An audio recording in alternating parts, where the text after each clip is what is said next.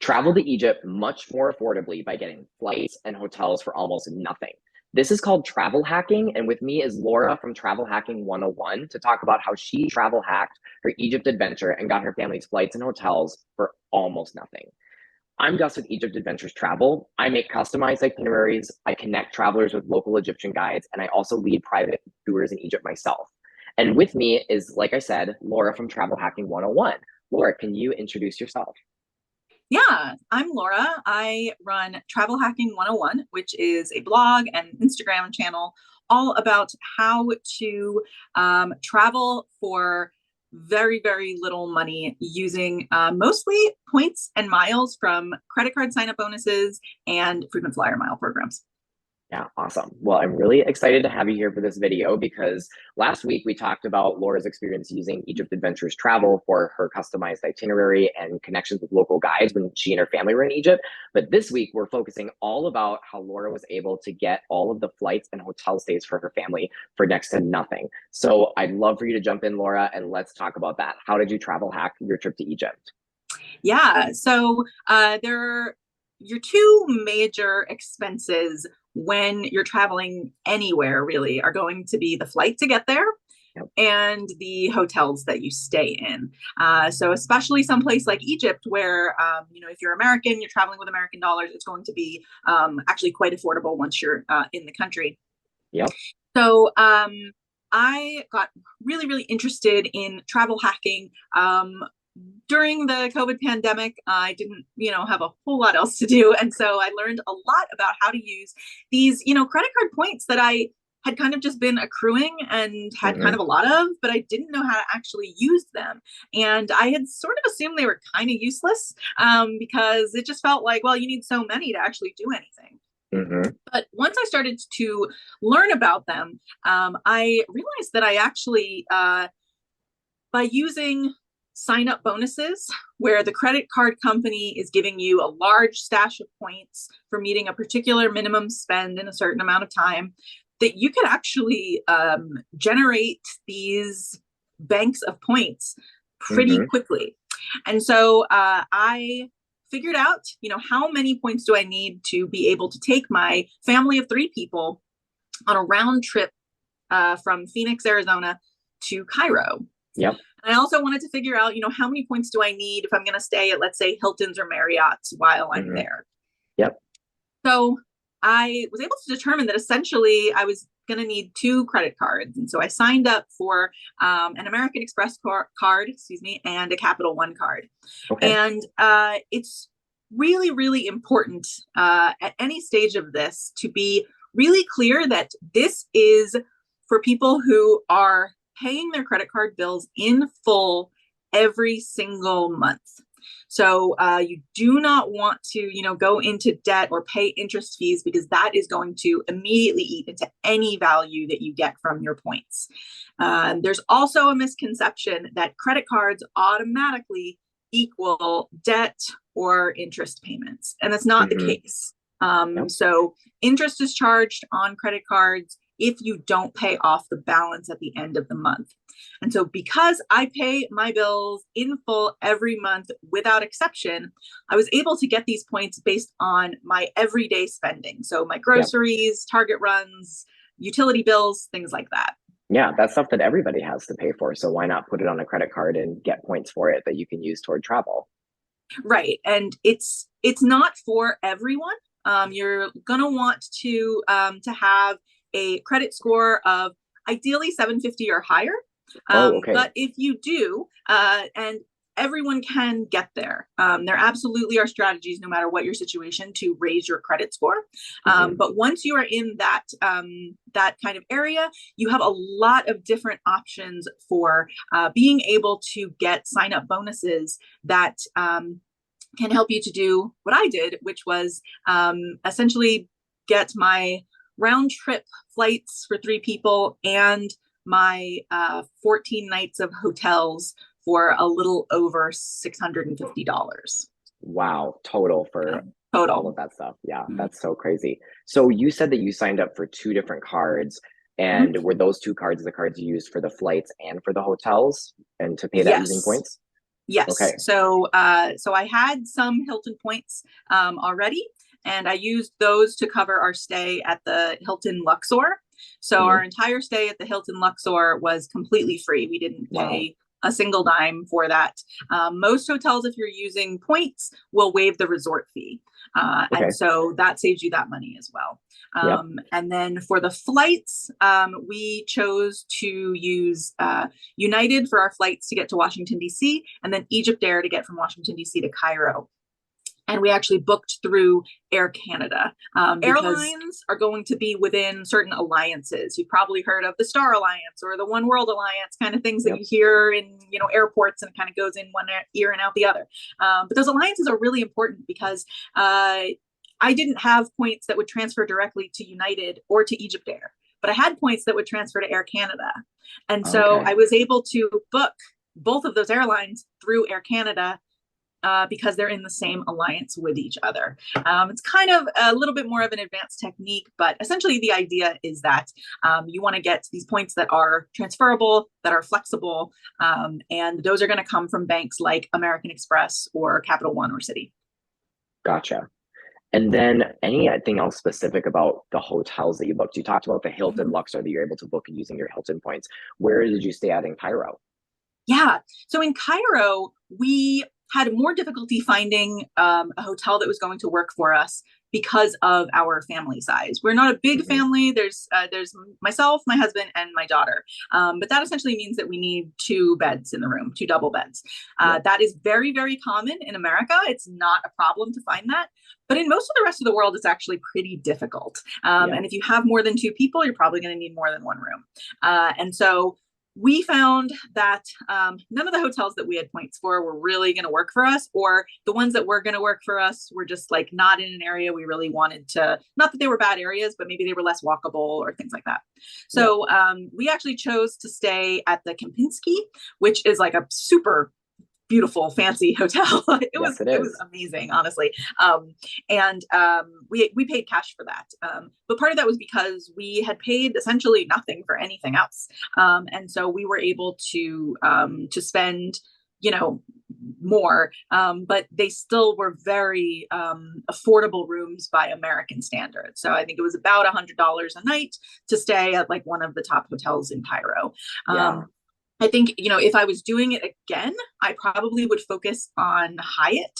There's not as many Hyatts in Egypt, but Hmm. if you are a family who's traveling, Hyatt has a family rate where if Oh, you are okay. booking two connecting rooms, you get 50% off of the second one. Okay.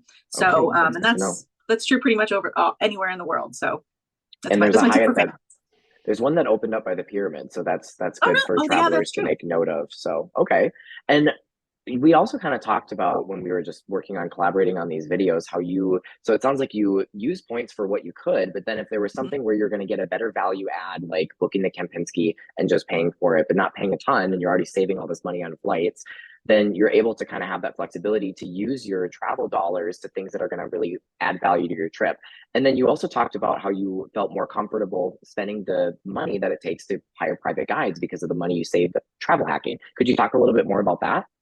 Yeah, absolutely. So from the savings on the airfare and on, most of our hotel rooms, we saved a little over $4,000 on this trip. Wow. Um, and things like hiring guides, I mean, it did not cost even a fraction of that. So it was kind of a no-brainer for us that we still want to do this inexpensively, but this gives us sort of a buffer in our budget, a pretty significant one, to be able to really do Egypt the way that we want to do it. And so we were able to do things like get internal flights, like from Cairo to Sharm el Sheikh to Luxor. And hiring the guides and a private driver was so important to our entire experience. Hmm. And hiring you to help us to develop an itinerary, it Yep. really made our entire experience less stressful, more culturally relevant, and it's 100% the way that I would do it again. Yeah, awesome. And we have a previous video on that you might have heard me talk about. So for those viewers who are interested, you can listen to Laura talk about her experience using Egypt Adventures Travel on that video that we put out last week. I've got a bunch of questions I want to ask, but a few of them you've already talked about throughout this video. So one that I want to kind of jump into and get started talking about is how does somebody get started using points and miles to travel and get started as like a baby travel hacker, so to speak? Yeah, it's actually not as complicated as it might sound at first. The first step that you want to take is to get a sense of your finances. How much are you Hmm. spending in a month? If a card says that you need to spend, $4,000 in 3 months to get the sign up bonus, is that something that you can do without spending any more money than you normally would? And Yep. then, of course, are you paying your statement bill in full every month? If you're not, that's okay. It's something to work towards. And this, Hmm. I think, definitely is an incentive to work towards that. So Yep. once you have a sense that this is right for you, then I would say make a plan. So if you say, okay, I know I want to go to Cairo in a year, start looking at, what points will transfer to United, Air France, Egypt Air, any of Hmm. the flights that are going from where you are to Egypt. Yeah. And then you can start to craft a strategy for how you want to get those. So if you need 100,000 points that transfer to United, let's say, then you probably want to say, okay, well, I'm going to need some, I believe American Express points will transfer there. So, okay, I need 100,000 American Express points in order to book this flight. So you can get those cards. You then can think about, what hotels do I want to stay at? Do you want to stay at a chain hotel? Maybe you don't. Lots of people Hmm. don't actually want to do that. In which case, you'd want to get a card that's going to allow you to use points for non-chain hotels. And so my Okay. suggestion for that would be Capital One. Capital One, it has if you get the Venture X card, there's a $300 travel credit. So you'll get $300 towards your purchase of those hotel reservations. Oh, okay. And you can use like a points eraser so that you can pay for those, but then use your points to get rid of those charges. So there's Oh, lots and cool. lots of different options. But I would say check your finances, make a plan, and then make a card strategy. And if you have questions about that, which you probably do, follow my channel at Travel Hacking 101 on Instagram. And there's tons of other points and miles creators who can also help to answer some of the questions that you might have. Awesome. And I'm just kind of thinking now about travel hacking when you talked about Egypt and making Mhm. a plan and thinking ahead about what hotels and what flights. What if I want to travel to another country? Like let's say that I want to go to France. Is there something that you feel like I would need to do differently if I'm travel hacking my trip to Egypt versus another travel destination? That's a really good question. I think that if you are going on an international trip where your goal is really to immerse yourself in the culture and things like that, Hmm. then no, it's pretty much going to be relatively the same wherever you go. Okay. If you want to take a vacation where, let's say, you're going to an all-inclusive resort and what you want to do is lie on the beach and have unlimited drinks, right? Then that's going to be a slightly different strategy because then you're looking for more hotel points. Hmm. If you want to do a lot of like outdoorsy experiences, or you want to be taken on, let's say, like a safari, where the experience, as opposed to the hotel or something like that, is going to be your largest expense, then you'd probably approach it a little bit differently. But there's ways to travel hack essentially any trip that you want to take. And I think Egypt is just a great opportunity for it because it's Hmm. pretty expensive to get there from the United States, or it can be. Yep. But then once you get in country, things are relatively inexpensive from an American dollar perspective. So it's, if you can cut out those expenses, then a trip to Egypt can be possible for just about anyone. Thanks for sharing that, Laura. I'm so glad that I was able to have you here to talk about travel hacking and how you travel hacked your trip to Egypt. And I hope that I inspire some of the viewers on my channel to do the same thing and to get in touch with you. Like you shared, you have your Instagram channel and you have your blog, which are great resources that people can use to get in touch with you and learn more about travel hacking. And then I also wanted to talk quickly about our upcoming collaboration. So we've done a couple of YouTube videos. We have a couple of blog posts up on our respective websites. Laura and I are going to be hosting an Instagram live Q&A session that's going to be for my Instagram followers from Egypt Adventures Travel and Laura's Instagram followers from Travel Hacking 101. So we can get the travel hackers and the Egypt travelers together And Laura and I are just going to be talking about all things Egypt travel and travel hacking. So feel free to follow both of us on Instagram if you haven't already. And we will be doing that collaboration sometime in mid-December, and we'll have some more information about that in the coming weeks. Thank you so much for coming on this video, Laura. It was great to learn about travel hacking and to talk about how it's specifically related to your trip to Egypt. And I feel like I need to do some research now and get some credit cards going and make sure I pay my bill in full every month, like you said, and you learn more about this because it sounds like a really great way to travel.